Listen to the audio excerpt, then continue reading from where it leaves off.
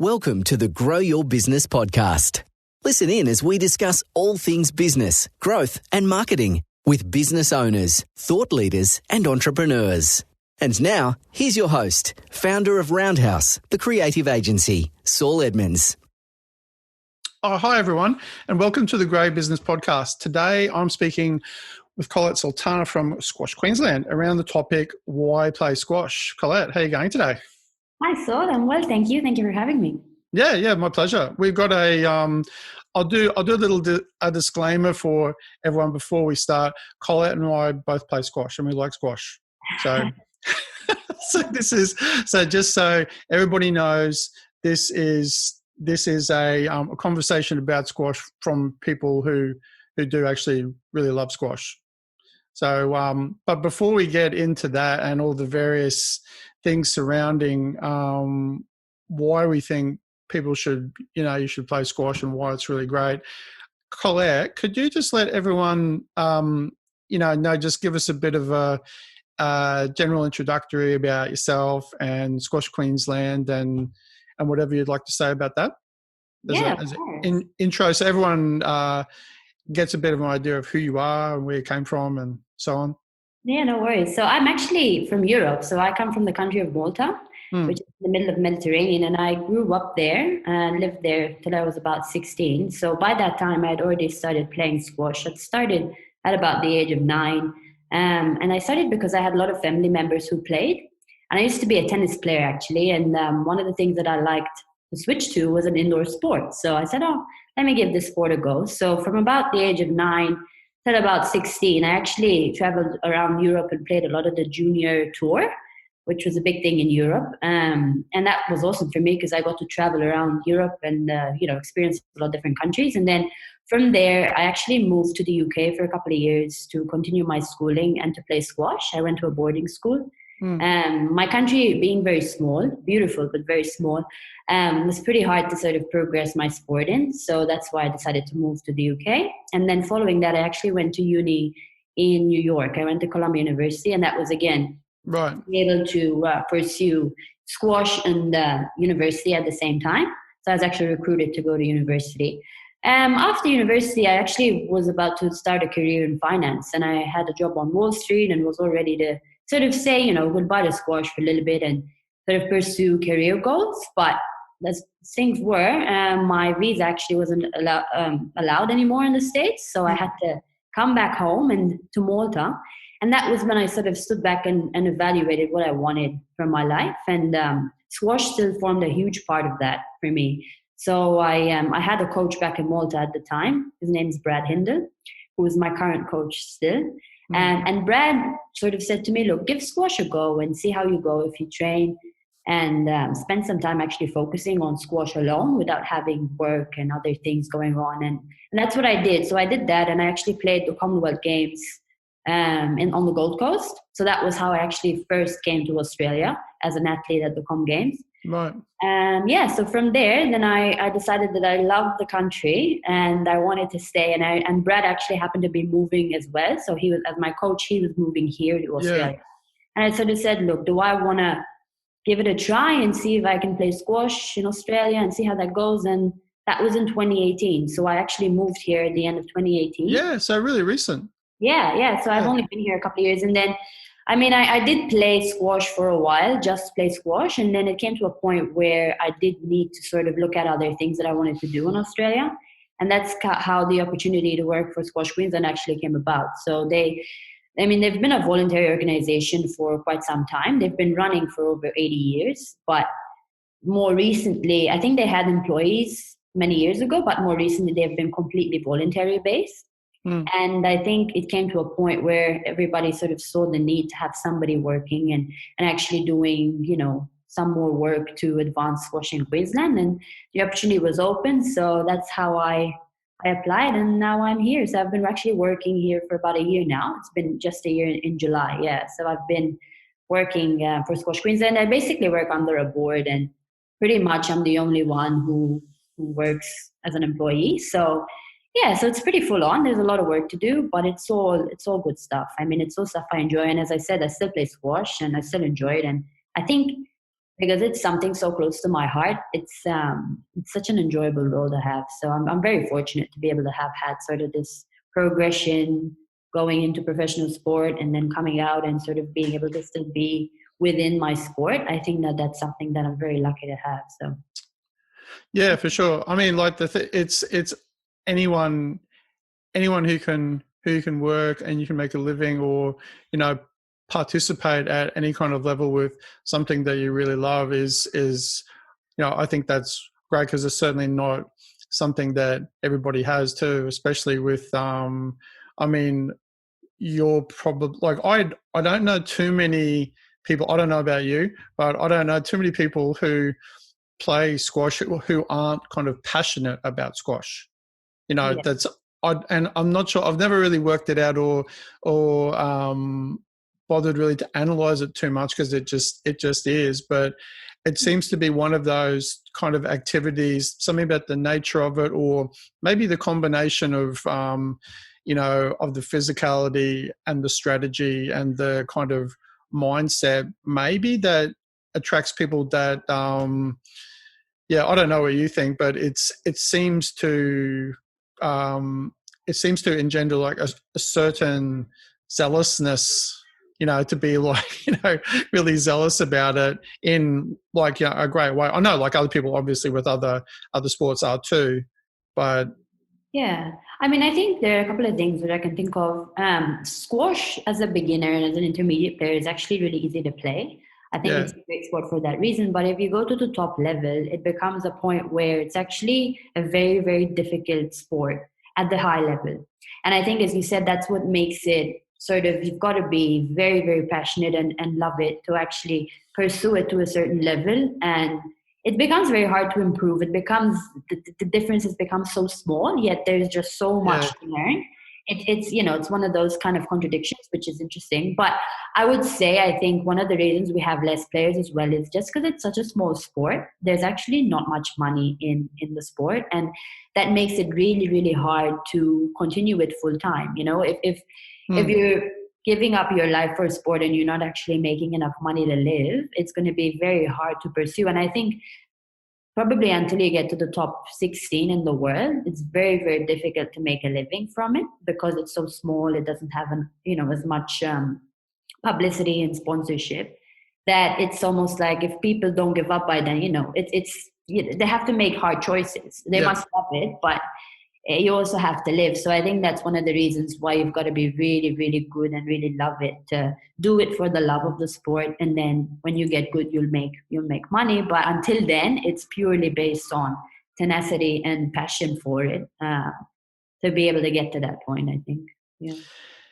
Yeah, that's right. I mean, like, there's like, I mean, yourself too, like you're then involved in Squash Queensland. There's other avenues too for many people in sports, and like yourself, like with your own story, because you coach then also, don't you? Yes. So I have a coaching qualification, and I'm here. Part of my role here is actually as well as a coaching role. And so I've had the opportunity to do a lot. And I think part of what I love about squash is the techniques and the pure theory of it. I actually really enjoyed that, as well as the match Mm, analysis. So you get people who just play, and I actually enjoy the physicality of it, for example. And, but I think because I love the theory and the technique, then for me, coaching is actually really enjoyable because I go really deep yeah, into all the differences and the match analysis and the off-court coaching and things like that. So yeah, so there's a lot of parts to it, and coaching has helped me a lot in my own game because I understand things a bit more than I would before. And also, yeah, has helped me sort of share what I like and what I see in the sport with others as well. So yeah, I think coaching. is there a connection? Because I see straight away, like you speaking about it in that sort of way, I can see, like, because you mentioned before you were went to university and you were going to pursue a financial career. Have you ever like reflected on the fact that there's sort of certain similarities in a mindset about that industry that you were going to go into and squash, in like how you think about squash, I suppose? Yeah, I mean, I think it's a very much of a personality thing, sort of what you find interesting and what challenges you. So for me, the detail has always been something that has been fascinating and I've enjoyed, and I actually think is one of my strengths. And I think when you go into a career like finance, you've definitely got to know your theory and definitely be very detail oriented. And I think in squash that also translates to what I actually enjoy as the aspects of the game that I prefer. So I definitely think there's a similarity between that, and it's very much linked to the kind of person I am. And I think it makes sense.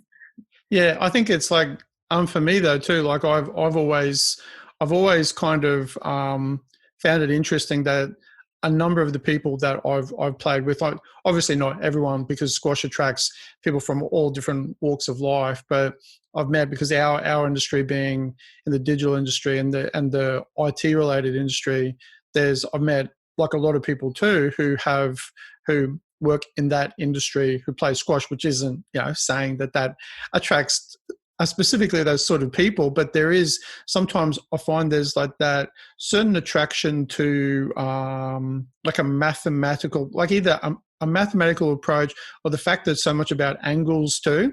It's about like, it's a game of sort of angles and strategy. And I guess like some people have, talk about it in terms of like the sport version of chess where you maneuver, into a position, but then it's very much about the angles in the court, and there's a certain sort of similarity that I've always, I'm not sure exactly how to quantify it, but from a visual point of view, because I often see things when I'm thinking about them, I see them in a visual sense, not in terms of like I'll see something happening when I'm playing. Like I sort of get excited about the fact that you have to strategize in real time, that you have to, that's a big attraction to me, that you have to deliver kind of in the moment, but seeing things, a pattern of how you're going to do something just in a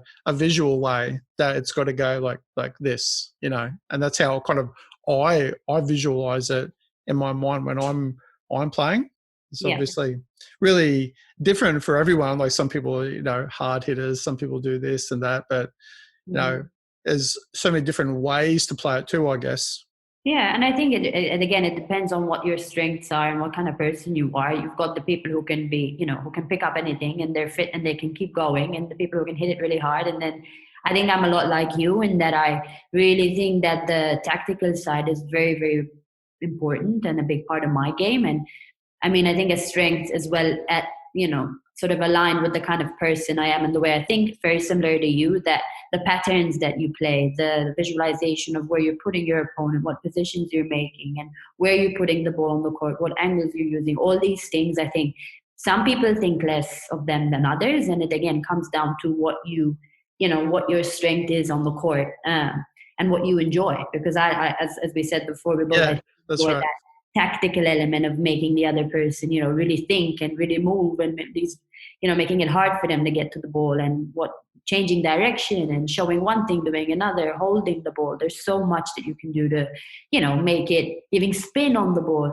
There's things that some people don't even do, but they're very good at other things, So I think it comes down to a lot to the game types as well. Even at the higher levels, you see different kind of players, and obviously if you've watched enough squash, that's something that you can pick up, and it's super, super cool to see, that people can be good and can be good at so many different things. So it's yeah, totally. I mean, like, have you like from say reasons, if you were to say to somebody, like as obviously the podcast is about, I guess why playing squash, like we know why we're playing squash and so do all the other squash players in the world. But if we're talking to, if you're saying to somebody who's even like many people in Australia have played squash, like stacks of people, they've played squash in the past and enjoyed it. But if they haven't played, and, if there's different, core reasons, if you as like a squash advocate was to say, here's some really great reasons like for getting into squash again, what would you say? Yeah, I think there are plenty actually. I think one of the most sort of straightforward and important ones is that to play squash, even at a beginner level, there's not much that you need. So it's not something that you need to invest a huge amount of money in and a huge amount of time in, because pretty much the first few hits that you'll have, you'll actually be able to have a game straight off the bat. Some people can actually hit the balls right from the first hit, and it's not that hard to be able to just hit the ball around and get into a rally and actually get a workout. So even in the very beginning, there's not much time invested to actually get a good workout. So that's definitely, just you can. I've seen a lot of people actually just walk into the squash center. It's their first time on the court, and they're actually running around and hitting the ball, and they're enjoying it because you don't need much. So I think that's one of the biggest things. And then obviously, even from the fact that a very short amount of time gives you a lot. So unlike other sports where you need a couple of hours to actually get a good workout, in squash, 45 minutes usually gives you a really good run around. Yep. And I think in busy lives, I think that's something that people really think about, because, if you've got an hour for your lunch break or whatever, or your own physical activity, then you really want to make the most of it. True. And I think our sport is awesome for that reason. It's a good sport. You obviously can play it inside. As I said, financial commitments aren't too hard. You can definitely rent a racket from a club. And I think it's definitely, there's a lot to learn, and you can either be as basic as you want and just go and have a laugh and enjoy it and keep it at that, or if you want to get better, you can really put a lot of time in, and there's so much to learn. So it's really open to all ages. We have people actually playing over the age of 80, people still playing in the Masters tournament, which I think is amazing and very, very. It is amazing. Yeah. And then you get, even young kids who can use bigger balls, big soft bouncy balls, and they're playing squash in their own way. So it's such a sport that's basically adaptable to a lot of different people, and I think that's one of the best things about it too.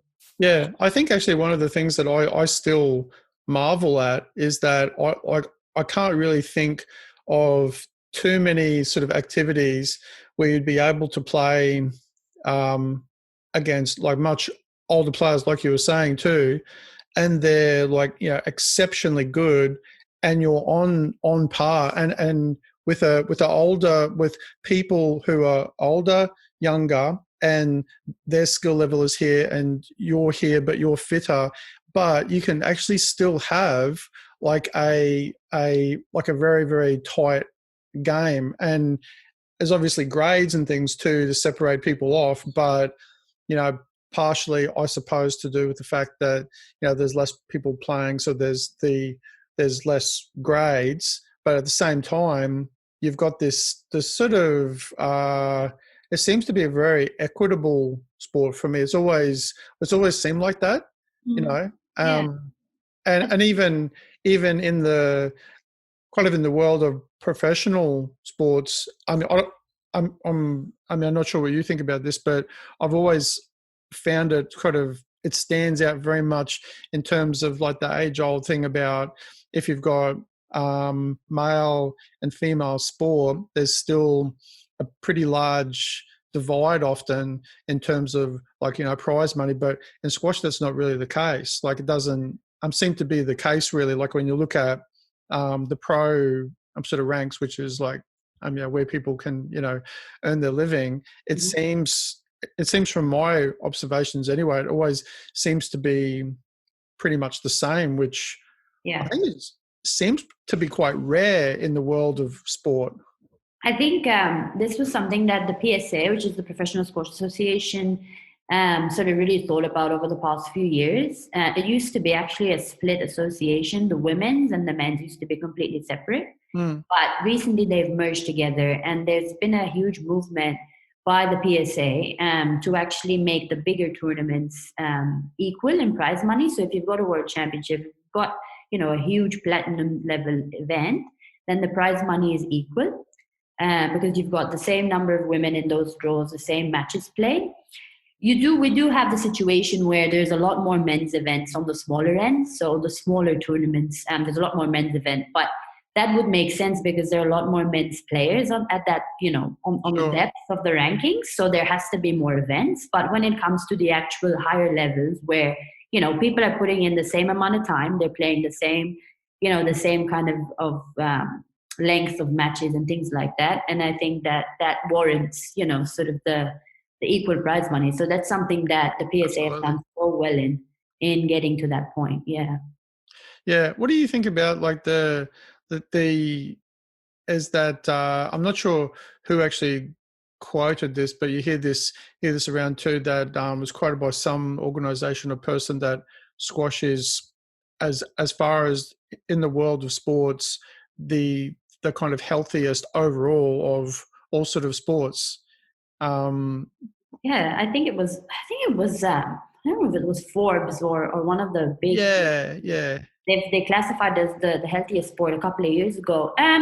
Look, I think they're onto something. I mean, I think squash is definitely uses a lot of different types of sort of different fitness elements. So you've got the cardio part, right, which means that you're obviously strengthening your heart and your organs, and I think that playing for that amount of time under that pressure actually strengthens the abilities that your body is able to handle.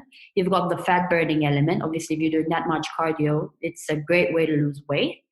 And because of then the muscle work that actually squash entails, you're actually getting a lot of that kind of HIIT, high intensity interval training similarity, which is actually known to be one of the healthiest forms of exercise. So I think those are three of the main reasons why squash has been sort of calibrated as one of the healthiest sports, but also on the other hand, because of its risk of injury, and because of its lower risk of injury, I think it makes it as well from that part a bit less risky to play. So yeah, so it balances out to be, I think it's the healthiest sport. And, but I'm a bit biased, as you said before. Yeah, but that's okay. Yeah, it's okay for us to be biased. That's what the podcast is all about. It's about us being biased and talking about something that we love. So, but the I think the thing too, like coming from also doing martial arts too, like flexibility has always been like a really big thing. And I think I personally, only as I've been improving, I've then in squash, in terms of the whole scheme of fitness and what things are become more important as you do it more, I found then being more and more flexible and sort of strong has become more important to me too, because I've thinking about being a certain sort of player, I've realized that I really have to be a lot more flexible, to be able to, play the ball in the way that I want to. And, that kind of keeping up a certain energy level as well, I suppose, because like we were saying before, playing against a different sort of player, I mean, some go hard like for 5 games and they're, and then you have to work out how to beat them because you're never going to wear them down. Mm-hmm. So play another way. But, there's so many different ways to play the sport too. Yeah. But so say like in your role currently in Squash Queensland, like where do you sort of currently see, I know this is, I'm still, I guess, relatively new, but where do you sort of see, I guess, Squash Queensland and maybe more broadly speaking, squash in Australia, where it is now and where it's, maybe moving towards? Because we all, I guess, like a lot of people might know that even if they're not playing squash right now, that squash used to be a lot more popular. It was a lot in, I guess, 70s and 80s. Probably up until the 90s. The 80s was the big peak, and then up until the 90s, the squash numbers were very high in Australia. We actually had probably 8 out of the top 10 of the men's professionals were all Australian in the world rankings. So you had a very high level of squash, and you had very high numbers of players.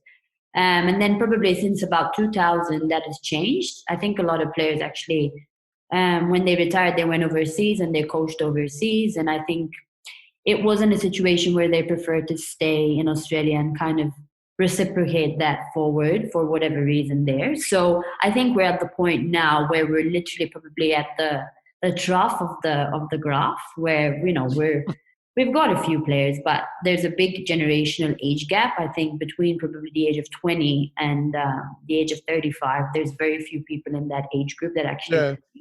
So because now since, for probably about 5 to 10 years, squash has been improving and numbers have been improving. So we've got a substantially, quite a significant junior community. I think that's going really well. So that's anyone under the age of 18. And yeah, so it's growing. Look, we're definitely in a growth stage. I think having somebody in Queensland, as I said, it was run on volunteers in the past and sort of in the past 20 years. And I think that made it a little bit difficult to actually have sort of methods in place and strategies and promotional aspects and marketing actually done for the sport if you've got nobody really doing this as their full-time role. So I think that's one of the reasons that was a little bit, lower for Queensland over the past 5 to 10 years. But I think now that somebody's here and our board, we actually have a board that is very new and they're made up of very different perspectives and experiences. And I think that they've definitely brought forward a lot of perspectives that can help push squash forward. So a lot of them have come back from overseas. They're Australian, they've come back from overseas and they've seen the growth in other countries and sort of what that took. Because we're back again at the trough, as I said, where we really got to think about growth. We're not in a position to we're good. We're not at all. We're working and building. So that's really where we are. And I think having this board and sort of having somebody in the role, I think is the way forward. And look, we've got a lot of initiatives coming up this year. We're trying to, first of all, provide more value to the people who are actually playing. Because I think we can't just think about getting new people and not think about the people we have. I think the people we have to keep enjoying it and have to keep finding value in the sport and in us as an organization. And then looking outwards to other people, I think that's sort of, we've actually just rebranded to Squash Queensland from our previous name. And we're looking at really pushing forward the marketing and just the awareness of how easy it is to play the sport and how much fun it could be, really. So I think that's one of the ways we're pushing it forward. And then also forming relationships with other organizations that in the past had separated from us for one reason or another. So sort of reestablishing that connection and really working with them to, pick and help and support more players, whether it's, whether they don't want to associate with us because of the past, but sort of approaching them and understanding their needs and understanding how we can actually be of value, because that's how people come.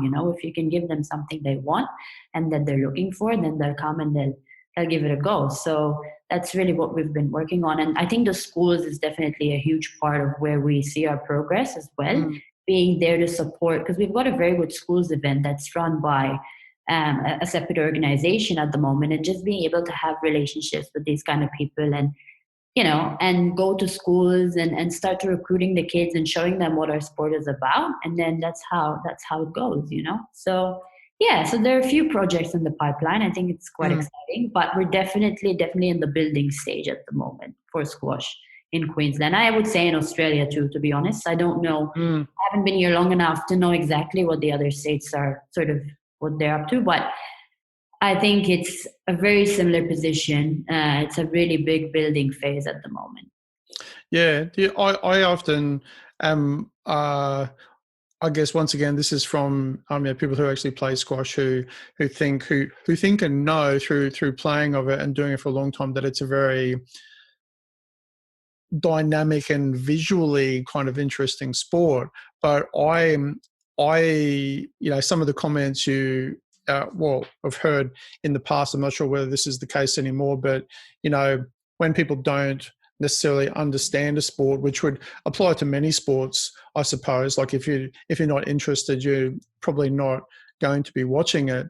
But because we live in such a visual sort of society now, and people are, I suppose they have so many other things drawing their attention away, like other sports and other activities and other things that aren't even sport related. That I have always been really interested, like I'd say with organisations like or those like Squash TV and the PSA, like there's obviously, I'm not aware of the bigger picture, but there's always seems to have been a very large amount of effort put into enhancing the visual presentation of how it's put out there to people in terms of like how the courts look and, you know, and other angles and improving like the videography and all that sort of stuff. It's all sort of plays a part, I guess, in that too. But it's such a dynamic, interesting sort of sport. But I mean, it's like anything, like it all, you know, much of this does come down to how whether you want to call it selling an idea to people or just even just enhancing, you know, everyone who's in the thick of it knows how great it is, but it's, I guess, a level of education too, which is like what you're saying, that at grassroots levels in schools and with, you know, juniors, I suppose like any sport, it kind of almost has to start from there, doesn't it? Yeah, I think it definitely has to start from there. And I think in relation to what you were saying about sort of making squash more viewable and more enjoyable to view, I think the glass court has been revolutionary in that aspect, because going from, you know, you and I who love squash, we'd watch a good squash match on a normal four-wall court that's not a glass court because we enjoy the squash. But I think having these glass courts, you know, on these beautiful locations and attracting people who wouldn't usually have visited, but they see this thing in the middle of, you know, in the middle of a square, and it's like, why are you in the middle of the town square, you know? And then they see it's a squash court and there are athletes on there, and what are they doing, you know? You sort of get that kind of intrigue that comes with being in a place where people are walking past. Or I mean, the TOC, the Tournament of Champions, is held at Grand Central Station, so you get smack in the middle in New York, thousands of people walking past, right? And they're thinking, well, what's this thing in the middle of the station, you know? And I think the fact that they stop and they have a bit of a watch, you know, and then, oh, that's squash, and then from there you sort of get, you know, you pique their interest. So I think it's been obviously the videography and the way that they're filming it, the lights, the interactive squash that they've sort of softwares that they've come up with. I think they all add a huge part to sort of making the sport a little bit more attractive and sort of more likely to pique someone's interest. I think that's a huge part of it, because as we said, we love it, you know, we'll watch it any day, but really making it stand out and getting more people to appreciate it has been, I think, something that they've done super well in. I think it was also part of the movement that was happening for the 2024. We were trying to get into the Olympics. So for those who don't know, squash is not in the Olympics. Yeah, I was going to bring that up actually a bit later on. Yeah, but since you bring it up, we can talk about it now. Yeah, well, I think that's unfortunately, you know, something that we've been trying to change. And the Paris 2024 games are actually a great opportunity for us to do that, because France is a very strong sport, squash. It's very strong squash. So we thought that would be, you know, one of the biggest incentives to have squash in those games. But unfortunately, we were not successful. But even leading up to that campaign, it was, I think, the videography, the changing of the courts and the way that it's spectated was definitely something that PSA and General Squash, World Squash Federation was working on to, you know, give it a good chance. So we've reaped the benefits from that, but unfortunately, we're still not an Olympic sport. What do you think? Because I still ponder about that. I mean, I've heard various people, you know, debating why and this and that, but it still just feels like there's like just something I can't still work out why, when it's such a widely played sport. It's got such, you know, universal appeal. It's played in so many countries. Like it ticks every single box in the Olympics. And like taking nothing away from like other sports that have, like, I guess, jumped ahead of squash as like they deserve to be in there, you know, as much as any other sport does. But it's been such a long and widely played sport. Have you got any thoughts as to why that's the case? Like why it's? Yeah, I mean, this is obviously my personal opinion. So the way that I Colette think that, you know, is the reason behind it is definitely spectators, number of spectators and number of tickets being sold. So obviously if you're going to look at taking out a sport to put squash in instead of it, there's really not many sports that you can remove that would actually have less of an appeal or less of a spectator sort of seat capacity kind of opportunity. So unfortunately, squash is not as popular as many of the other sports that are in the Olympics, and even to be able to seat as many people. You can seat quite a lot of people, but still, having a huge stadium, a huge pool, a huge... like a bit of a numbers game. It is definitely a numbers game, I think. And I think more recently, we were actually in competition with a few of the smaller sports who were shortlisted to go back in. And I mean, we were all shocked to see what they chose. But I think that it came down to having something more trendy, something more that people didn't expect, and sort of introducing maybe a little bit of a, I guess trendy is the word, trendy element to the Olympics, with having something like, I'm not sure, I think it was skateboard or that. Or maybe BMX, wasn't it? Yeah. I think, yeah. So it was something that's not traditionally known to be part of the Olympics. So, and that's what they picked. So. Well, yeah, I mean, like it'll I can't see it not being in the games at some point. But then again, it's been a long time sort of coming. And I mean, if it was anything like what the introduction of Taekwondo, which I used to do, when that was introduced into the 2000 games in Sydney, what that did for the sport and for the art, which was huge. It raised the profile, like here in Australia, massively. It was like a really big thing. Like it's obviously a game changer for many sports, to raise the profile, which isn't any surprise. It's the Olympic Games, so you have like a huge worldwide audience. Yeah, I think one of the more famous quotes not quotes, but sort of sayings from our top athletes in squash is, I know Nicole David had said that she'd give up,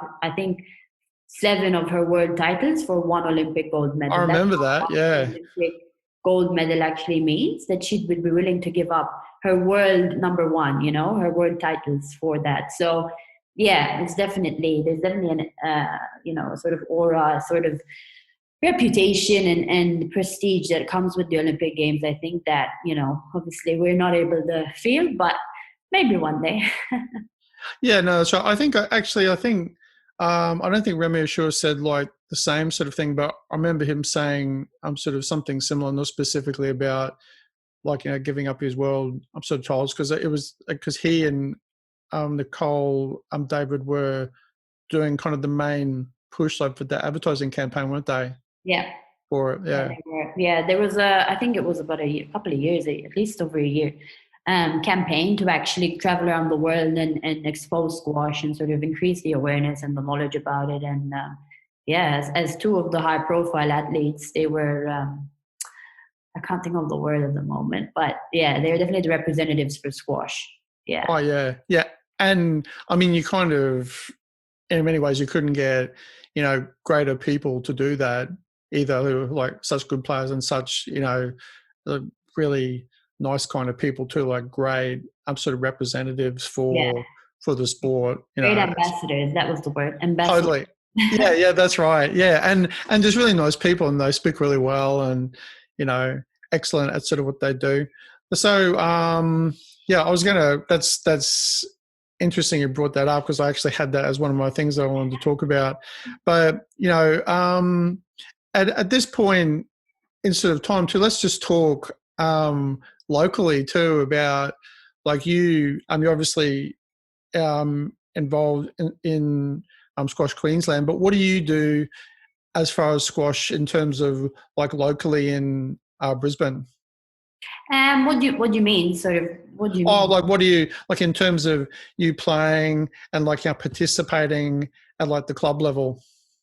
Okay, yeah. So I mean, we've got a number of levels. I think one of the biggest things about Brisbane that is awesome is that we've got a lot of different programs and recruitment possibilities at the beginner grassroots level, but then we've also got sort of development and social kind of leagues that happen. And I think they happen all over Queensland, but I think Brisbane, just because there's more population density, there's a lot more people, and there's a lot more ability to do that. And then you've obviously got the higher level, you've got the fixtures, you've got the elite programs, and that's part what I do personally as well. I'm part of the elite programs, and I also play fixtures. So it's awesome to be able to have fixtures and social play and also competitive play at basically all levels. So you've got beginners league that we have, and also we've got, the higher end Queensland Premier that's played out of Brisbane, but it's called the Queensland Premier. And it's obviously got, ex-pros, it's got aspiring pros. So,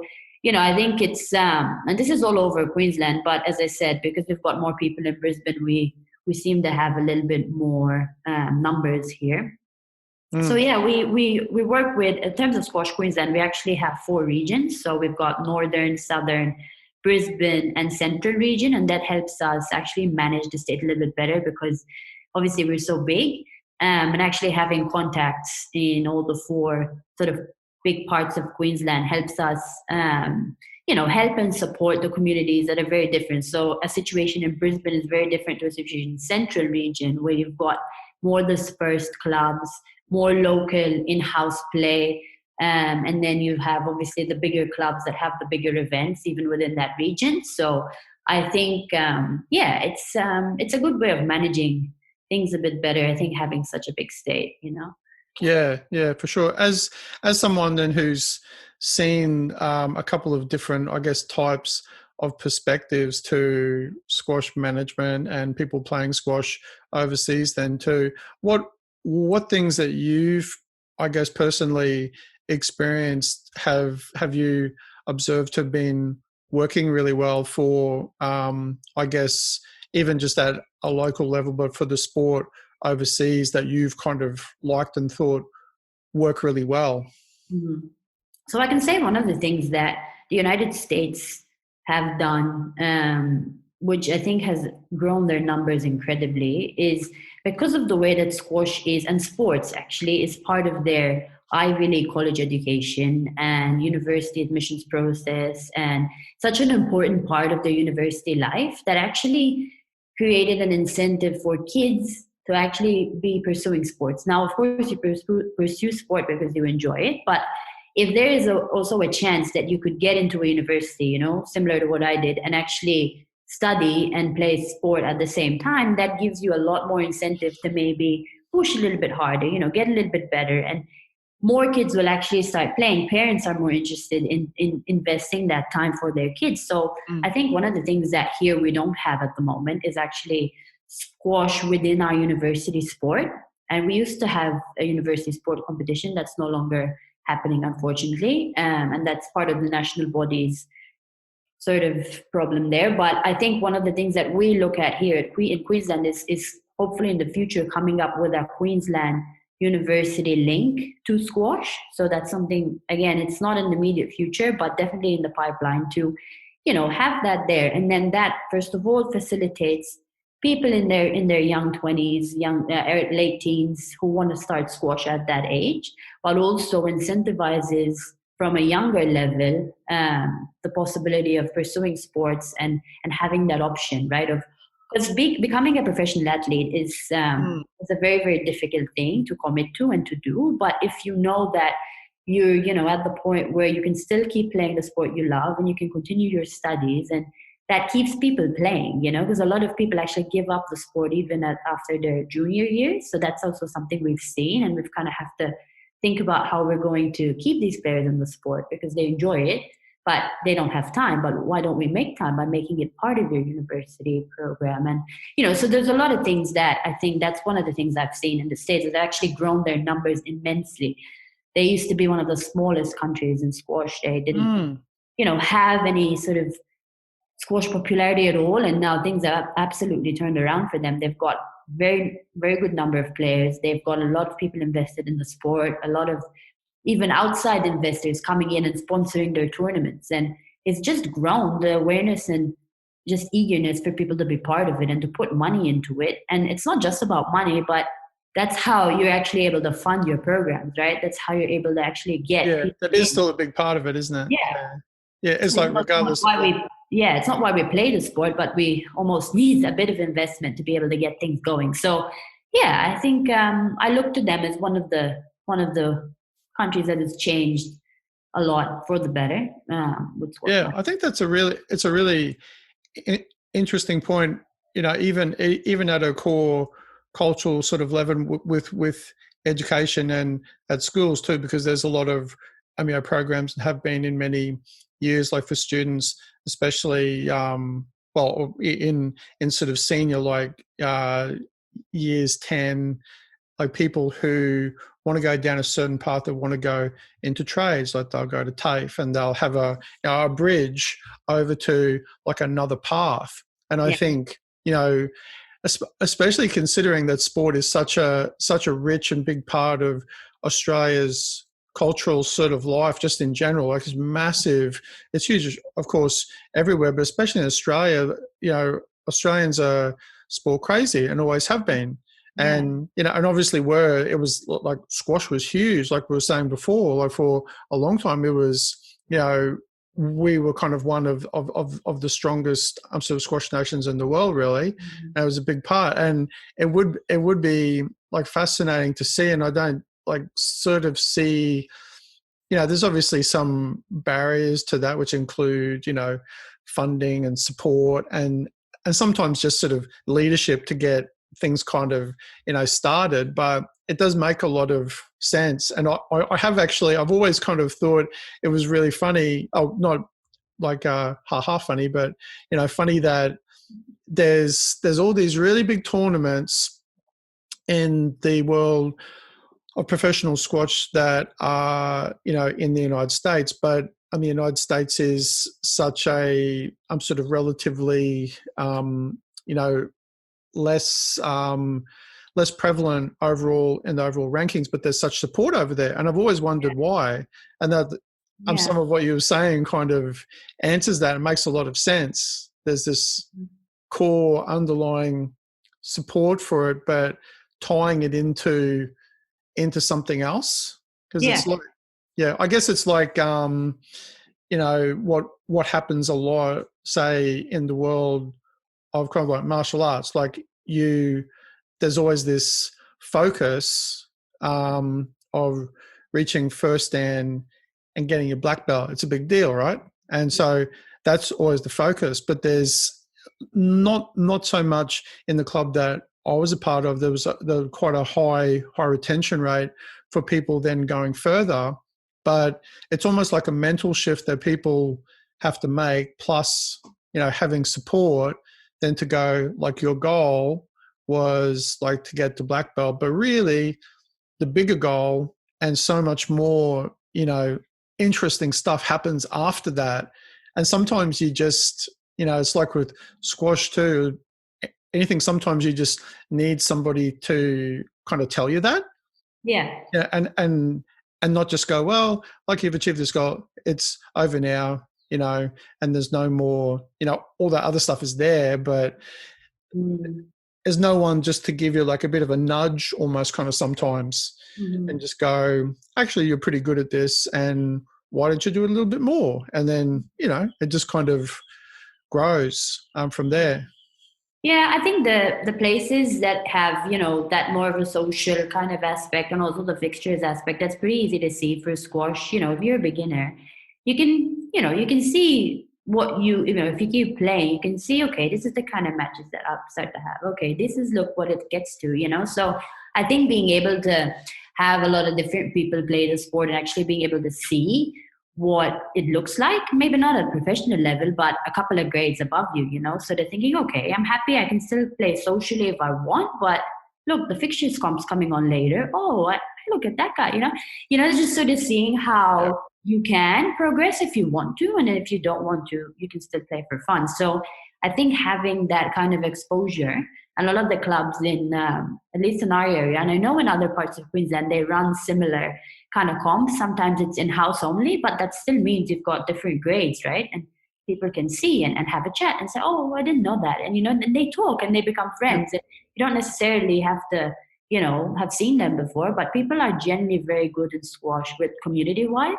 They're always very happy to have a chat and sort of meet you. And I think it's part of the advantages of being a small sport is that it's quite a tightly knit community, which I love about it. True. Yeah, that's very true. Yeah, I think there's definitely some benefit to that as well. Yeah, and you've got this, you have that I guess small group of people, plus the environment lends itself to that too, because you're not then spread out over a huge arena where Yeah. people are over here and over here. I mean, you have this other aspect to it. But I think we're just about at the end of most of what we were talking about. Have you got any, just before we move on to the last part of the podcast, Colette, have you got like anything else that you'd sort of like to add to what we've sort of been speaking about? No, I think we covered a lot. I think that, I think this gives people a good idea of what our sport is about. And I think it also gives them a little bit of that almost assurance that, anyone can start to play the sport. It's not, you don't have to be very good. You can just have a hit and probably enjoy it from the get-go. And yeah, it's, it's definitely worth trying. So I really hope that we persuaded a couple of people to have a go. Yeah, and all the people, yeah, I think like that's a great point. Like it's a really simple point, but I think it's very important that people do just enjoy. They have a chance to enjoy something at any level they want to enjoy it at, which is any sport that can do that is always going to be inclusive of anybody and everybody. And I mean that's 100%. That's exactly one of the things I always especially like about squash. Is it's got that. It's very, very inclusive sport. And but thanks again, like so much for jumping on the podcast, Colette. Thank you for having me. A real pleasure. Have you got also a lovely, relevant quote? Relevant, or just a quote that you like that you'd like to let us sort of know about? Yeah, I do actually. So I've got this quote from Ben Hogan, who was a golf great, and the quote is, "As you walk down the fair grain of life, you must smell the roses, for you only get to play one round." And I think that quote resonates a lot with me personally in my life, and how it's important to sometimes stop when you're busy and really enjoy what you have. And I think in the parts of sport as well, in relation to sport, it's really, really important to sometimes take the time. And if you are thinking about pursuing a sport, if you are thinking about doing something that means something to you, then taking the time to actually do it. So for us, we hope that that's squash, that you give squash a go. But whatever it is that I think, people have been, really anxious to try, just go ahead and try it, because, we only get to live once. So might as well enjoy it. Yeah, I think that's a great one. That's like absolutely perfect. And with that in mind, that's actually it for today, guys. Thanks so much for listening into our podcast yet again. Before we go, please leave your feedback as well as any suggestions for topics that you'd like us to discuss in the future episodes. Thanks again for listening to the Grow Business Podcast, and we'll see you again soon. Bye, guys. Thanks for tuning in to today's episode of Grow Your Business.